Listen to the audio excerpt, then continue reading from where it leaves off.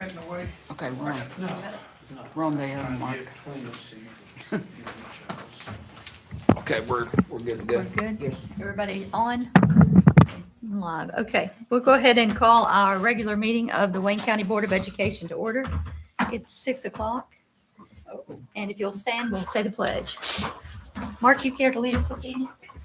Pledge allegiance To the flag of the United States of America and to the republic for which it stands, one nation, under God, indivisible, with liberty and justice for all. Let the record show that all board members are present in person this evening. And we can begin with recognitions if we have any. No scheduled recognitions, no scheduled presentations. Okay, perfect. So let's move on to our good news section.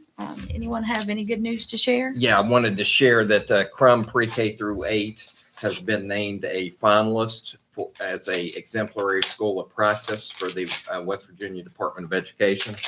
The Department of Education was scheduled to do an on-site visit today as they're considering schools for that final award as an exemplary school of practice. These will be schools that schools from the region and across the state come to visit for specific instructional practices. So Excellent. we're certainly proud that Crum Pre-K through 8 was recognized as a finalist. That's great. And then I wanted to mention as well that the Tulsa Christmas Play, which is always a fantastic event, it was scheduled for today, but Tulsa was closed down due to a water line break down in the community. So it's been moved to tomorrow. So they have 3 plays that will take place tomorrow, including 6 o'clock tomorrow evening. So we're looking forward to that. All right. Anyone else have anything to share? Okay, moving on then to our informational items, our regular meeting on Tuesday, December 16th, beginning at 6 here in the board conference room. And then we have no school December 22nd through January 1st. That is our Christmas break. Construction project updates. Just Neighbor Gall construction is underway on the Cerrito Canova Elementary School alumni gym, the renovations there. And that work has started. And of course, that's a SBA funded project. The large percentage of that project is funded by the SBA, and they are underway. And there's going to be substantial work done over Christmas break. So if you're down that way, you'll see they're set up there outside of the gymnasium. Gotcha. That's all I have. And that SBA, that was one of our smaller awards, right? That was Yeah, that million- was an MIP award. Yeah, MIP. So that was $1 million Yeah, $1 million. grant. Okay, perfect. All right, we can move on to our delegation section this evening. I think we have a couple of delegations. So, Mr. Dillon, we'll let you go first if you'd like.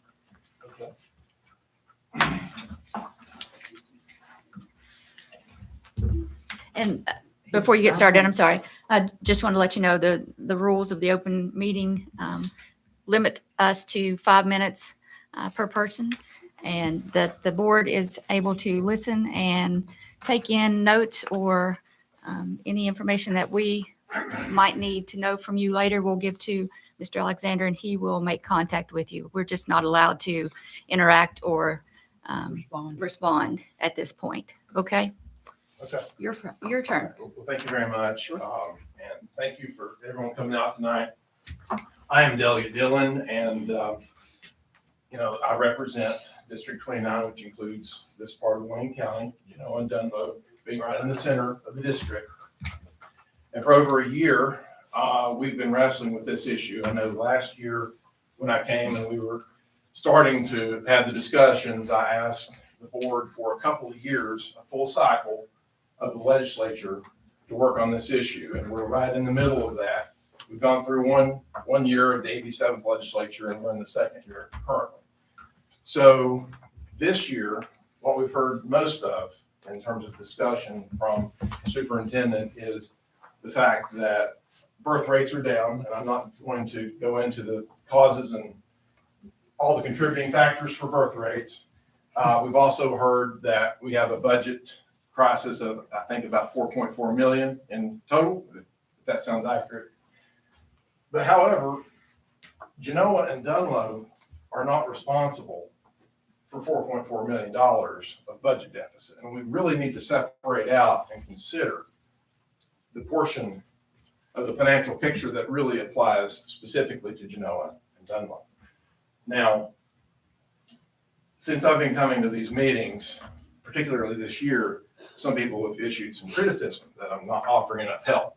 In fact, one of the directors, I believe, who works here in the Wayne County Board of Education, went online and made some disparaging comments about my lack of helpfulness. And they got me thinking about ways that I could, get the community involved and offer more helpful suggestions, because I'm working on legislation at the state level, but that takes time. And this year's legislative session doesn't begin until January 14th. So as I was thinking about this, I thought, what we really need is more information. We really need to kind of dig in and see what part of the numbers, not just for this year, but for previous years, going back, what's happened with our financial picture? How did we get here? We didn't get here overnight, obviously, So in that spirit, yesterday I submitted a Freedom of Information Act request, looking for some more financial information. This is the first of several to follow in the coming days as we get closer to the final decision. That Freedom of Information Act request, which was submitted to the superintendent yesterday, I want to make sure was received in good order. Yes. Okay, thank you. It included the following items: a list of approved vendors for each fiscal year, beginning 2014 to 2015 to the present, including the category of good or service provided for each vendor. It requested all purchase orders, invoices, correlating checks, beginning with the fiscal year 2014-15 to the present. All blanket purchase orders authorized beginning fiscal year 2014-15 to the present. List of all current personnel employed, including name, title, location of assignment, salary, and number of contracted days. Work records for all extra days worked beginning with fiscal year 2014-15 to the present. Payroll records of amounts paid for each extra day worked beginning fiscal year, you guessed it, 2014-15 to the present. And a spreadsheet showing totals by each year with destinations broke down for travel records, travel reimbursement forms, and associated checks beginning fiscal year 2014-15 to present. The number of homeschool students on record for each year beginning fiscal year 2014-15 to present, with the totals for each assigned school if they were enrolled in that school. Mr. Dillon, you have one more minute. Thank you. Finally, the last item of the request, item number 7, is agreements for goods and services. Provide agreements entered into for goods or services with terms longer than a period of 1 month, beginning with fiscal year 2014-15 to present.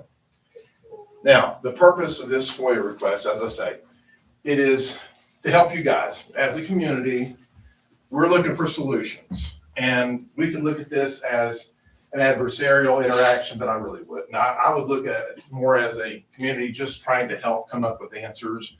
And you could even call it a community doge if you want to. It doesn't matter. But the point is, we're going to be looking deeper for answers. We're going to be looking for financial information. We're going to be looking to put together a picture of how we got here and what we can do under the current set of circumstances to ensure that we're not closing down schools simply to save Time. on a line item budget. Thank you. Thank you. All right. Ms. Mills?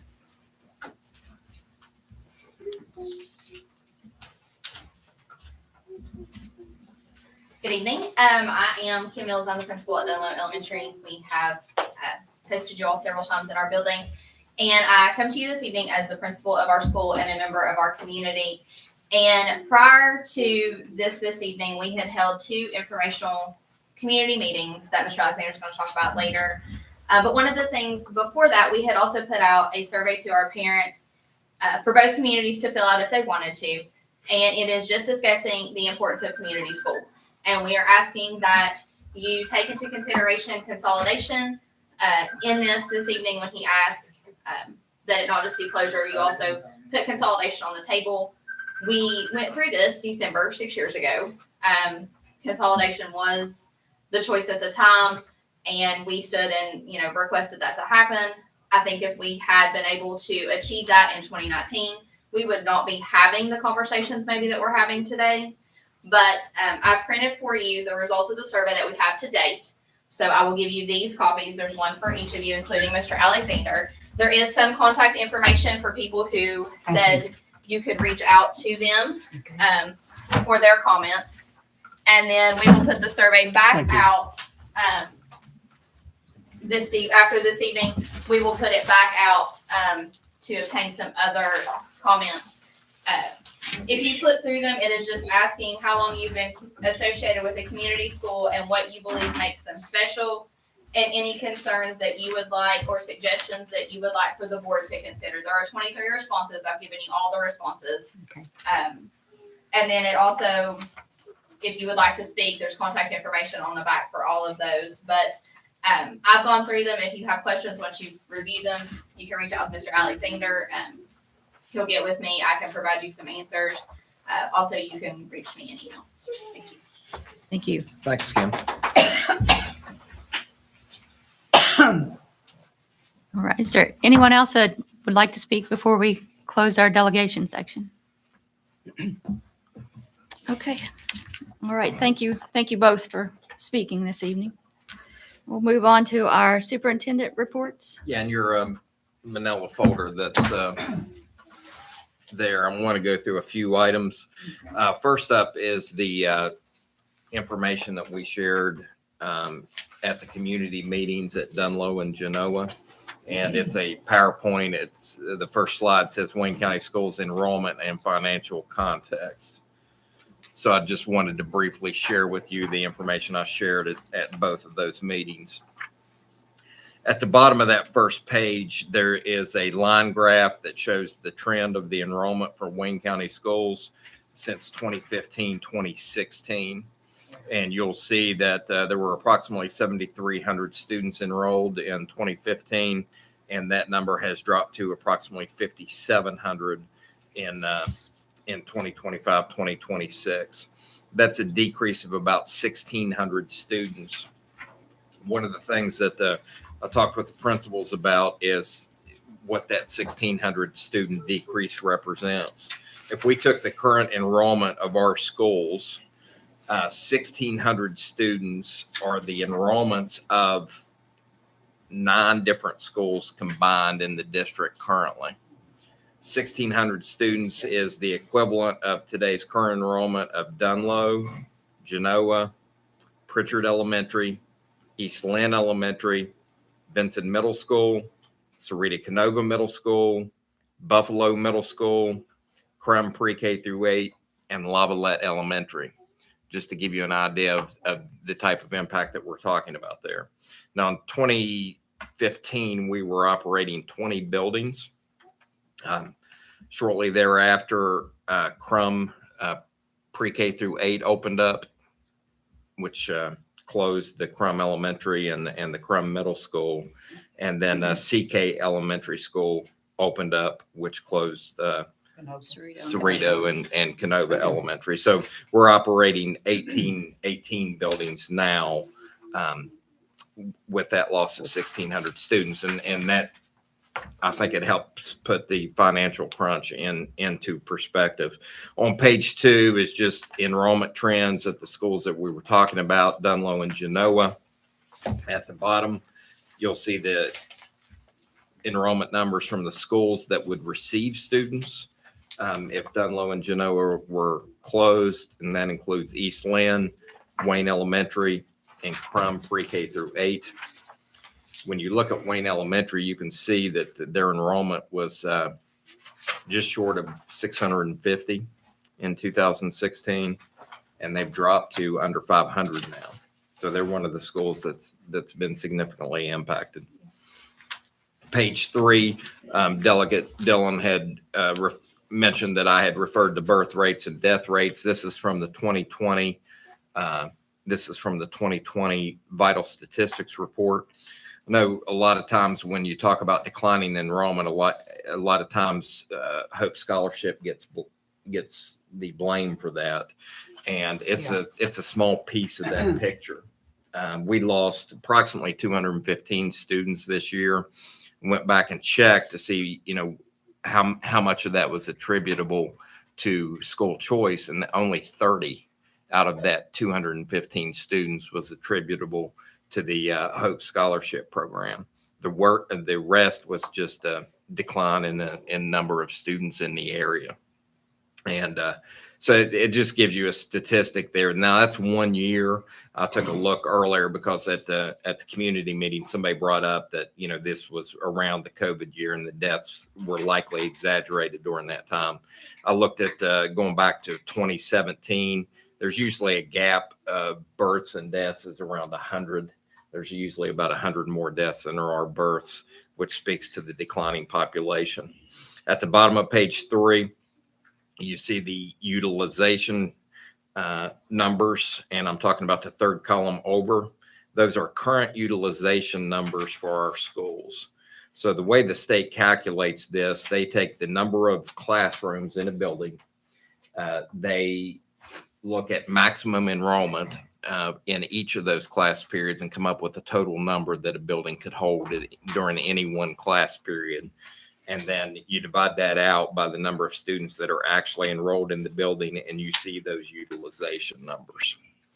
So Dunlow was at 23%, Genoa was at 38%, Crum pre-K through 8, brand new building, setting at 28%, Fort Gay, a newer building, setting at 40%, East Lynn setting at 36%. If you go over to page 4, you see a per pupil cost by school. Now, these numbers are generated from a state report on how much the district is spending per student at each school. And what you're going to notice at the top of this list is that your title schools are going to be up towards the top because those extra federal dollars that come in from those schools is going to push up the amount, is going to increase the amount that is spent per pupil. And then your smaller schools, those with those small building utilizations, are also at the top. So in the top 4, Genoa, Dunlow 1 and 2, Crum pre-K through 8 is 3, East Lynn is 4, and then on down the line. You'll see that the district average was around $15,000 per student. Genoa, this is from 2024. This is not from 2025. This is from 2024. Genoa was setting it around $23,000 per student. Dunlow was just under that $20,000 mark. At the bottom of page 4, and you've seen this plenty of times, we have been over this as part of our budget talks. This is our estimated cost of personnel that come from the general fund. And again, it's not because of increasing personnel, it's because the number of positions that are paid for through the school funding formula decreases as enrollment decreases, which pushes more personnel cost over to the general fund. And then page 5, of course, you've seen this plenty of times. This is our unrestricted fund balance. So those are the slides that I went over in the community meetings and talking about the need to consider this during this year's budget season. And then also in your packets, I provided all of the community feedback forms. I passed out a form for those that didn't want to ask questions publicly or didn't want to comment publicly at those meetings. I passed out a form and gave them a chance to provide feedback. I've made you a copy of that. And you have all the information that was provided to me from the community members at those meetings. Do we have any idea of what our overall loss has been through this decade? If we've lost 1,600 students, I know each year the state aid formula changes a little bit, so we might not have gotten as much back in 2015 as we do now. But 1,600 students, if we've lost 200 students this past year at what was it, $1.5 million in lost funding. Can you imagine 1,600 students over the past decade, how much funding that formula Equates to in total. would equal to? We can get you that number. That will be a simple calculation when we receive the final comps here within the next month. I mean, that's pretty significant. Speaking of comps, the next thing in your packet, and you've seen these plenty of times before too, is this preliminary computations. This is just the staffing pages. We have not received our preliminary financial numbers yet for the estimate on what we're going to receive from the school funding formula. This is just the staffing pages. And so I wanted to share this with you. So you see there in the very first column, our second month headcount enrollment this year was 5,679. Earlier, I rounded that off to 5,700, but we set at 5,679. If you go to page 2,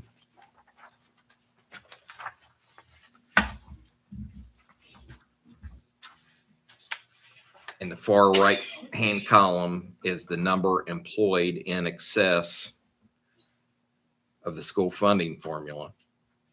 And if a number's in parentheses, that means that the county's in the hole on those positions, and these are positions that are coming from the general fund.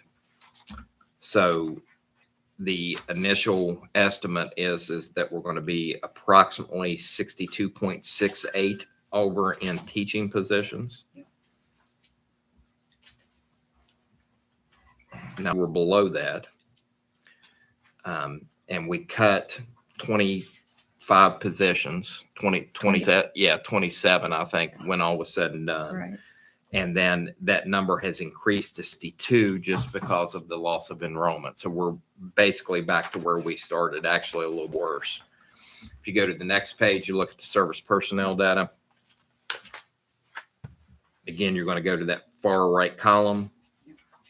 Last year, we were approximately 75 positions over for service personnel. The early estimate is that that number is going to be 78 over.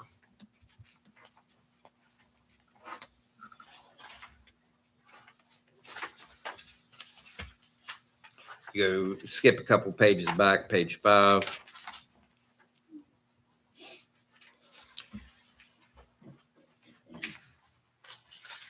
This is where they go through a few pages of adding up not only the instructional personnel, but counselors as well. And that information is found on page 6. That's your student support personnel. So when you look at the number on the far right, we're just short of 4 positions over for professional support personnel. And so they add those numbers with that 62 number that we spoke about earlier, and they make the adjustments, et cetera.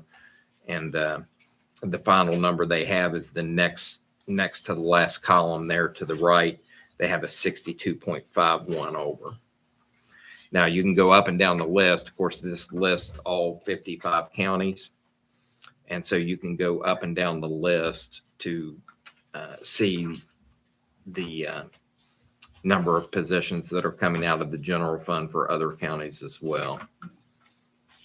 About every county's in that group. And then page 8 is just a summary of everything that we just covered. So when we get the preliminary computations, that'll be the financial numbers that they are projecting that we're going to receive from the state for the year. When we get those, we will share those with you immediately. Jeb, I think at the last meeting you said we've been receiving those in January.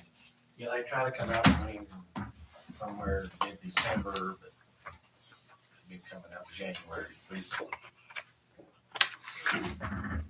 So I just wanted to share that information. And then next up in your packet is West Virginia Board of Education Policy 7211, Resolution of Formal Complaints. This is just an FYI. This is a new policy that's been approved by the West Virginia Board of Education. they've had a policy for years on citizen complaints and how those are filed. We've put notice of this on our website. It's under the students and parents section, in case any parent would seek to utilize this process to resolve a formal complaint. So this is now on our website. And again, it's just a informational for you at this point. On page 2 of that document, you see the flow charts if there's a school level complaint. And then, if it's not satisfied, that can kick up to the county level. And again, if it's not satisfied there, it can kick up to the state level. And there's multiple steps in each. But that is explained on this form. So I just wanted to share that information with you. And then the last thing that I have is the status of the West Virginia school immunization requirements. So there's been more action within the last couple of weeks.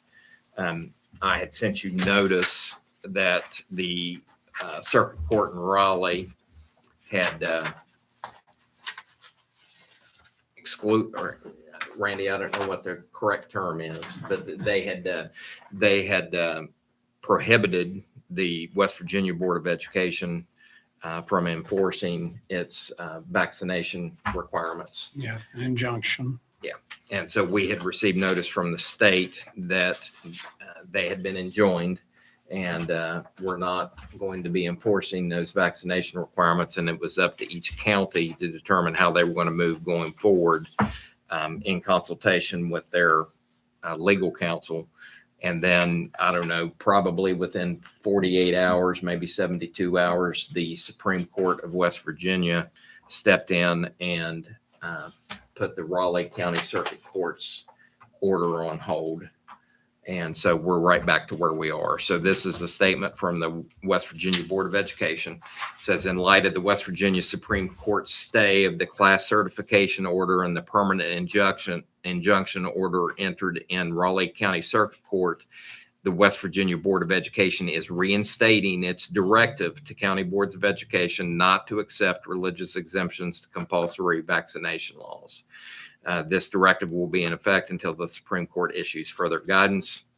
And so that's what we wait for, is the Supreme Court's final decision, and then that should settle the matter. Any questions regarding any of those items? Okay, that's all I had. All right, thank you. Any board directives or board reports? None. And then we have no unfinished business, so we can move on to our new business consent action items. The superintendent recommends approval of the following action items. Additional items received prior to the time of the meeting may be added. Discussion and or separate action of the items may be requested by members of the board and or the superintendent. Items are subject to change. Any blanks will be filled in prior to the meeting. And in the event a nominee withdraws, we reserve the right to put the next candidate into that position. So number 1 is consider for approval the recommended personnel matters on pages 1 and 2. And I think we have a revised version as well. Motion to approve the revised. Motion by Johnita, second by Mark, as revised. Any questions or concerns on those personnel matters?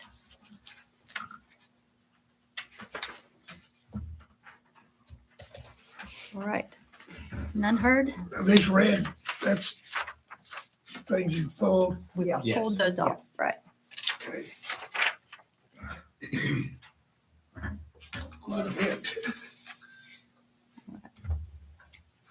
All right. Any other questions? All in favor? Aye. Any opposed? Motion carries 5-0. Number 2, consider for approval the minutes of the Wayne County Board of Education regular meeting, number 13, from November 10th. That's pages 3 through 8. Motion, Randy. Motion. Second, Dennis. Any questions or concerns on the minutes from November the 10th? It's just 3 through 8. I don't think I had any. All right, no, I'm good.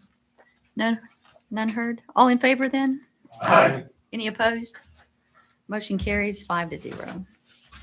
Number 3, consider for approval, purchase requisition order and quotes in excess of $5,000, pages 9 through 11. Motion, Motion.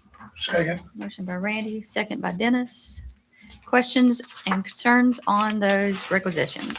Page 9 is is a language arts program that's requested by our high school teaching staff. It's used across the district, so that's a subscription for it. Page 10 is the virtual program that we do in partnership with Kanawha County Schools. How many students are in that? Looks like 61 looks like 60. That's 61. secondary. Is that the homeschool people or what? No, This is no, the that's virtual virtual school. We have Virtual to, school, yeah, okay. we have to provide a virtual school option, so we do that in partnership with Kanawha County Schools. And we do, this was my question from last year, and it may have been answered. Let's see, Tommy Clay here. He does have access to Yes, curriculum and He can does sit now. in on a class if he chooses to. yes. Yeah, after that came up at the meetings, we pursued his access for those programs, and yeah, he reported to me that he does have access. And page 11 is replacement of desktop computers in the district. This is from the Tools for Schools Fund. This money is earmarked, has to be spent on technology. So we're replacing computers in the school buildings. I have a question on that. Sure. Where does this, like this, that's $250,000 almost. When you say it's earmarked, where does that money come from? And who says that it can't? I know those kinds of things happen. I know that. I'm not that far off. Right. But that's a lot of money. Mhm. And,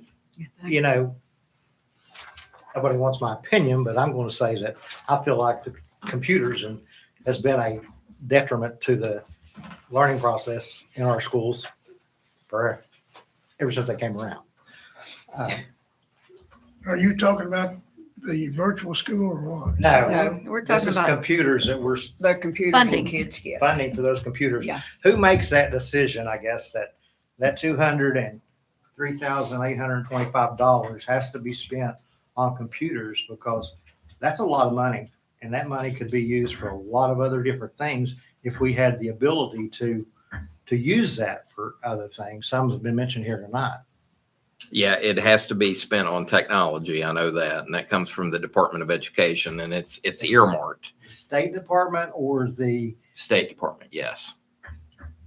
I think that's a lot of It's our earmarked, right? issues. Yeah. Is a lot of the funding that we do receive is earmarked. Yeah, I know that, but you And understand what I'm saying. I I think understand it's completely. very, very, I understand and completely. you know my feelings on the State Department. I've said that before, so we won't rehash Right. that, but that's a But lot that's of where we money. are. That's Yeah, all- yeah. that's where we are. People The look at funding that that we and think we're receive, spending it. it can't be on both spent sides. in our discretion. I understand Right. that. I mean, I just think from that level that's just too many constraints on local boards because we know more what we need in Wayne Exactly. County. And we're facing things right now that most of us don't want to face. Exactly. And they tell us that we have to spend $203,825 on putting computers in our schools Right. that we're not going to, if this continues, we're not going to have any schools to put them in. Well, we're just updating them. Exactly. You But know, We're Like- updating. I know. but you know I what I'm agree with saying. that. But we're But then I following, keep asking, the school population keeps going down all over the state, and the state keeps giving us less and less. Where does that money go that we were getting before? The legislature decides to spend it somewhere else, or what? Or the governor? I mean, simple question. I can see both sides of it. Yeah.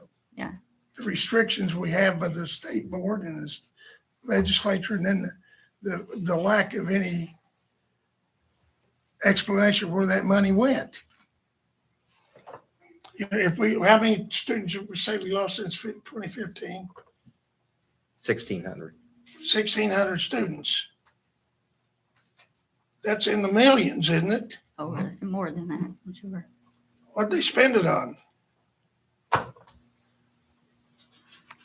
But on this, if we don't spend it on technology, they Then don't give it us the goes- money to let us use something else. It's, Yeah, it It's a yeah. can't be spent on anything else. It's E-rate and tools. We're trying to be physically frugal. We're trying to put everything towards us improving the student outcome. and provide the teachers and the Right. support people. But we're still It limited. seems like they're cutting our fingers off a little bit at a time on us. Still limited.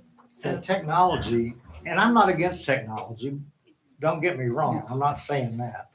But it's every meeting almost that we have, there's There's a lot of funds thousands that of come in. dollars Yep. of money that goes into technology. Exactly. I mean, bukus of money. It would be enough money to keep a couple schools open. if we had that, If we had that. if we had that ability. Yeah. Well, it's the same Yeah. thing with, what we talked about earlier with textbooks. Right. We have to go through these textbook Every adoptions 5 every years. year Whoa. and, a mathematics textbook adoption that you have to go through every 4 to 5 years is over $1 million. Right. Bigger every year. For your history, history doesn't change in understand. 5 The years. math where, textbooks really get to, I mean, I was not a whiz at math, but 2 plus 2 is still 2 plus 2. Right. No matter if it's 5 years old or 10 Yeah, years that's old. what I wonder about. But those are, Yeah, to your point, you're Constraints. teaching U.S. history and you're teaching a certain time period. But nothing's Yeah. changed. it's And the the- same We're replacing the books. every 5 years to Unless there's revision going on. satisfy the, Yeah. the requirements. But that's just it. We are, What we're dealing with. We'll look at the technology budget next Tuesday. Oh, I'm anxious and Okay. afraid. right. Okay. So where were we? I digress. We are on item number 3, the purchase requisitions. We've had a motion and a second. Yeah. So any other questions or concerns on those purchase requisitions? Okay, none heard. All in favor? Any opposed? Motion carries 5-0. And our new business are separate action items. Number 1, consider and possible action to acknowledge the superintendent's intent to recommend the closure of Dunlow Elementary and Genoa Elementary, and to authorize the superintendent to schedule the required public hearings and take all steps necessary to comply with Code 18513A and Policy 6204, and any other applicable laws, regulations, with any decision on closure to be made at a later date. So this agenda item authorizes the public hearings to be scheduled. And it triggers, since we would be scheduling those public hearings, it triggers the publication of the impact statement for the board's consideration. So again, the board's taking no action tonight other than authorizing me to schedule those hearings and issue those impact statements for the board's consideration. And of course, with the public hearings, there's a chance for folks to come speak at those hearings and to present information. So as we continue budget planning, the way we have to have a decision on the schools by the end of January to submit to the state board. We normally make budgetary decisions on personnel, which is the 85% of our overall budget. Yeah. We make those decisions normally in mid-February. So all this is running concurrently. So as we continue budget planning, this is a needed action. Without it, we can't consider the future of the 2 buildings in January without the authorization to go ahead and schedule those public hearings and continue planning. Motion to approve. Second. Let me just ask one thing before we proceed here. Mr. Dillon, you said that legislature comes back in session on what date? January 14th. Would it be possible, and I don't know how this plays out, if we add the consolidation to the closure to consider, if by chance the legislature comes through with some type of funding or formula revision or some type of rural schools legislation that we've talked about before in the past, like we did last year, to at least give that option if it comes up. Yes, and there's 2 ways to get to that. Number one, if I recommend the closure of both schools and one school is closed, but the other one isn't, that's going to create a natural consolidation process. The other way is for me to do an impact statement on the consolidation of the two schools as well. And I'm fine with that. It might require two separate books, or it'll almost double the size of the initial book, but we can do that.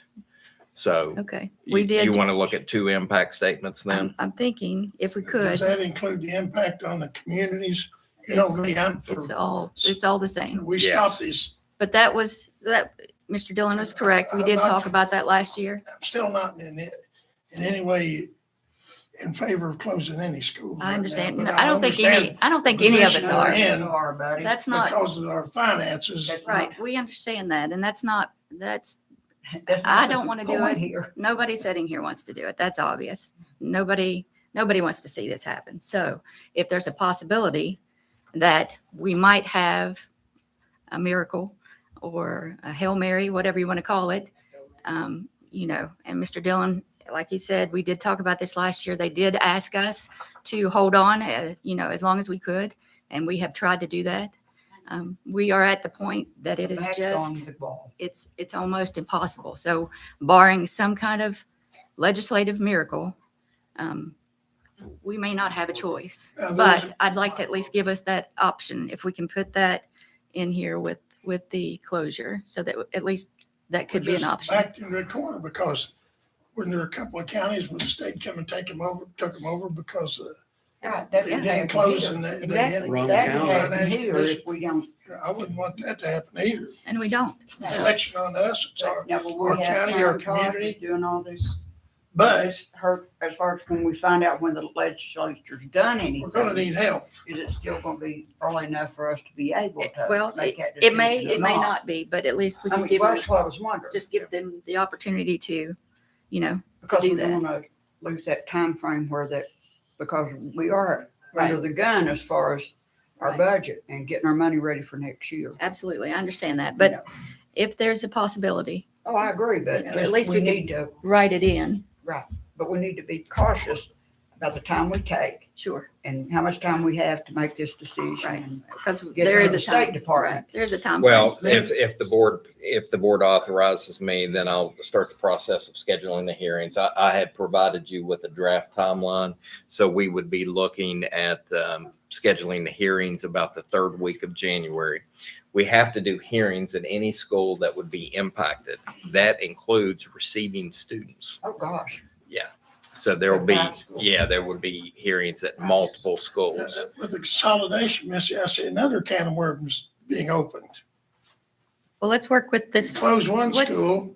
Let's work with one and and figure then- it out the Then it's rest. a fight between the two schools. Well, that won't be our problem. Dennis, let's just So work with I should stay open, you should stay open. one at a Puts time. us in a real bind. Okay. Okay, so Okay. not to put more work in your pocket there, but if we could do that, I think we could at least So we're give gonna them do the this. opportunity.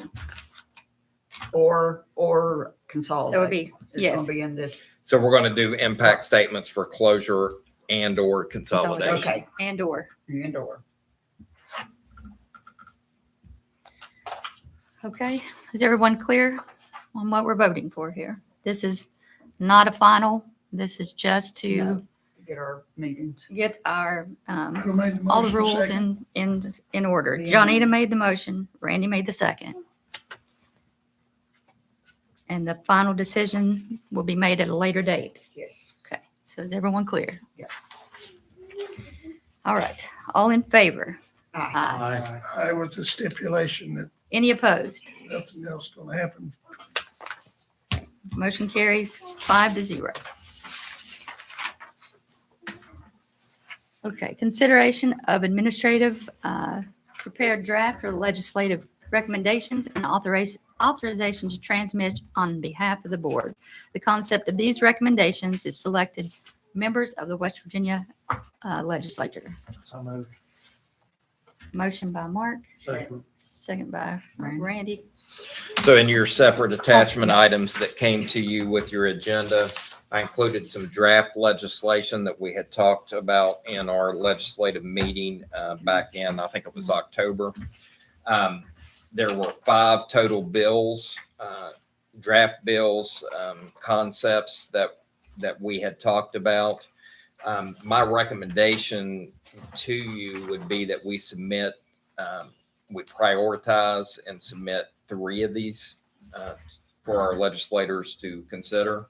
And that would be Bill 2, Bill 4, and Bill 5. Bill 2 starts on page 4. That's the Essential Personnel Bridge Grant. And what this allows for is it allows for additional funding for districts that have essential personnel that are required for special education services that do not fit within normal staffing ratios. So if you have a student that needs one-on-one assistance, Right. that doesn't fit within normal staffing ratios. So as we'll see a little bit later in this meeting, we become responsible for all of that cost. Right. And so what this does is allow the state to take a look at special ed population within the district and to identify some of these essential personnel costs that districts are being faced with declining enrollments, and offer some support through a bridge grant to help support those positions. So that's Bill 2. Bill 4. Page 10. Page 10. That's an enrollment stabilizer for budget planning. So what this does is, instead of every October 1st, we have an enrollment number, and our budget for the next year is determined by that one number. What happens is similar to what happened this year. We had a decrease of 215 students, which is a significant percentage for us. And so we're faced with a 1.5 million shortfall Right. in 1 year. So what this enrollment stabilizer does is it gives the State Board of Education the ability to average the enrollment of a district over a 3-year rolling period. Yeah. So if you do have a significant drop, it doesn't hit you all at once. Right. You have a little bit of time, a little bit more time to adjust to that. So that's Bill 4. And then Bill 5 begins on page 12. That's our anchor schools. I like that one. This is referred to as the Rural Anchor School designation. And what it does is it allows each school district to designate a rural anchor school. And then it establishes that a minimum enrollment number will be put into effect for that school. So no matter what the actual enrollment is, the school will be counted, let's say, for example, at 150 students, I think is what is suggested in this draft bill. So regardless of what the actual enrollment of the school is, it's funded at 150, and it allows counties to establish one school for that purpose to help save some of these small schools across the state that are closing. And again, the idea comes from this because currently the state does do this for districts. If districts fall below a certain number, and I can't remember what the number is, I think it might be 1,500. If they fall below 1,500, they are still funded at that 1,500 level. 800 students in Yes. the whole county. Yeah. To stabilize the district. So this would extend that idea and allow each district to establish a rural anchor school. And there's certain eligibility requirements to be a rural anchor school that would be included in this. And again, these are just concepts, just drafts for our legislators And it'd be a term for 5 years, and they have to be be approved again. reassessed. Yeah. Reassessed. My only add to that last bill would be, instead of just saying one school, could we add one or more schools based on square footage of your, or square miles of your county, because, I mean, we're a huge county. We're very rural in parts of it, you know, whereas other counties are very small and may not have that same geography or geographical obstacle like we do. I So, think it wouldn't hurt to try to add mean, that. I And we'd mean, be fortunate. to like, get gosh, some. right. it would help us. That's I mean, as it would much be- as we can get. I'm sure that if this bill was to make it to committee though, that it would be One. amended to be one. Yeah, Right. that's You can what I'm shoot thinking. for it, I mean, but yeah, No, I don't figure it would. that's asking for a lot. So you Doesn't don't hurt, think the doesn't legislature hurt go- to ask for Better- more. Should ask it- ask saying it- the legislature go In along our with it. reality. Right. We can That's ask for what the I was moon gonna and, say, in the you real know, world. We see can what- ask for Right, 5, but yeah, thank God if see we what get could one. Right. Let's It'd be just- nice if we could just get one of these 3 bills to go through. That would be great. We But, take one right. and So- feel very fortunate. To me, those three most addresses the situation that we're Yeah. currently in. Right. I agree. Yep, I agree. I think these are a great start. We can at least try. But with your permission, with your vote tonight, we can share those with our legislators and Right. for their consideration. Absolutely. Any other questions or concerns on those 3 proposed bills? All right. All in favor? Aye. Any opposed? Motion carries 5-0. Potential items for our future agenda. Okay, one more handout I've given you. Oh, boy. There's a Wayne County Schools Special Education Budget Overview, Yes. Hang on. I've got your handout. here. and I'm giving this to you tonight. So I wanted to present this to you early, and then next Tuesday, I'll give you a chance if there's any questions, if there's any other information that you want me to bring forward.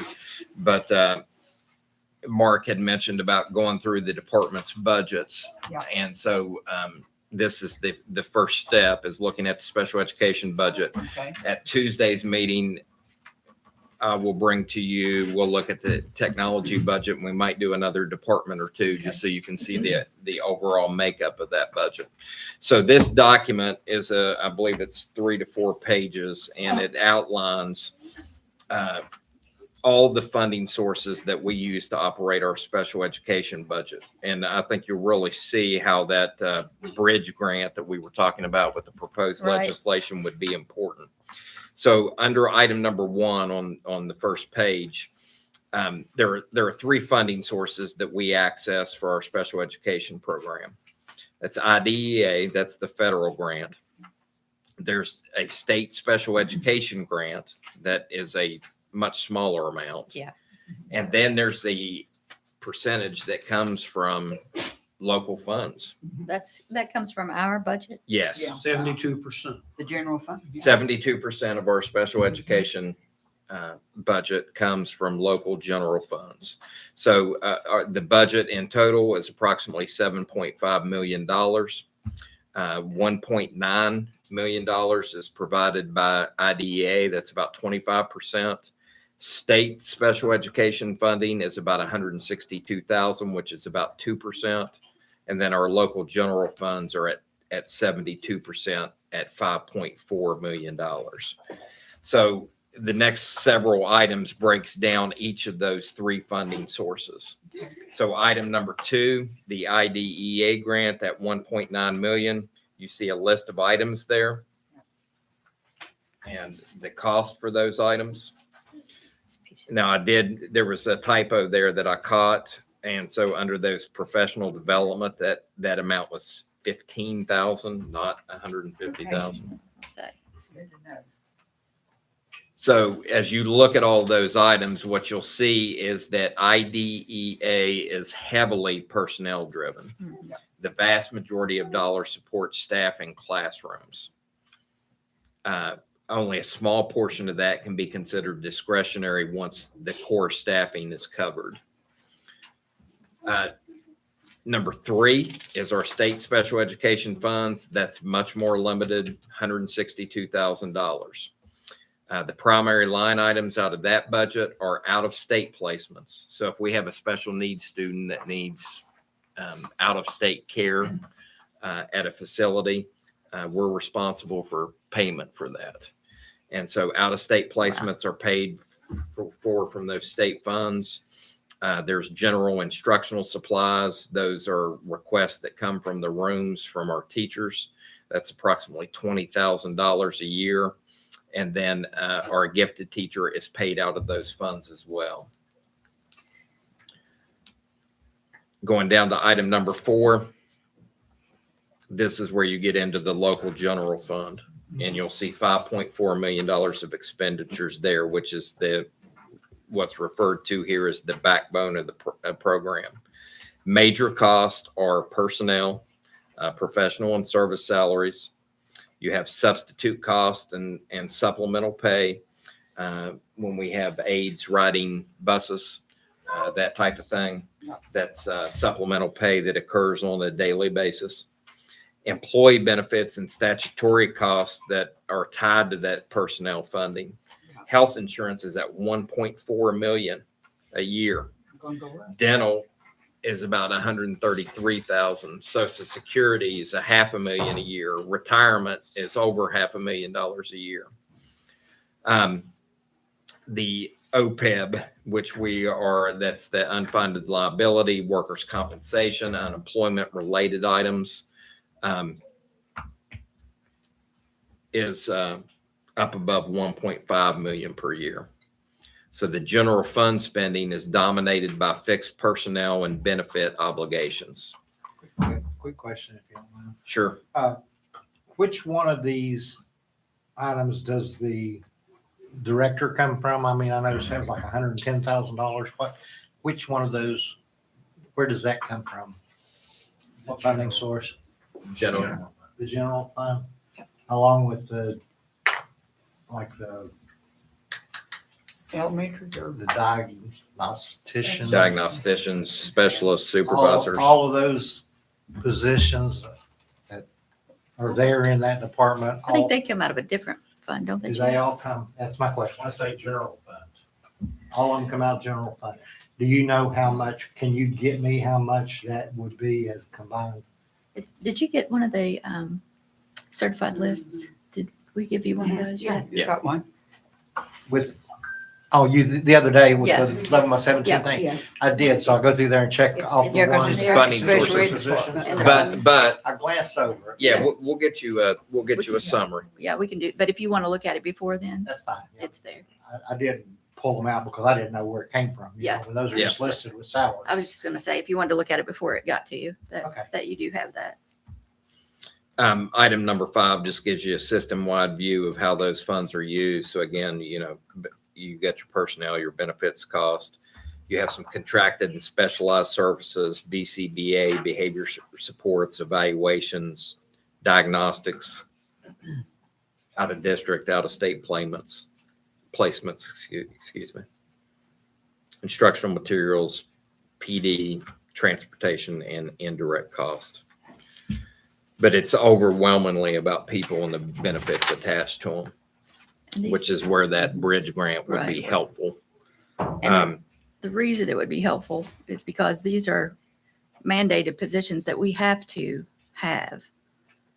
Yeah, the IEPs determine a lot of these Right. positions. Even if the funding doesn't, even if this funding doesn't cover those positions, we're required, mandated to cover those positions. And that's why our numbers are over formula in our service department. Unfunded liabilities. So if you go down to number 6, the cost drivers and pressures is exactly what you're saying, Missy. IEP driven staffing requirements, rising benefit and retirement costs. Right, So all these costs for these positions has went up. right. Even though we don't have new positions or more positions.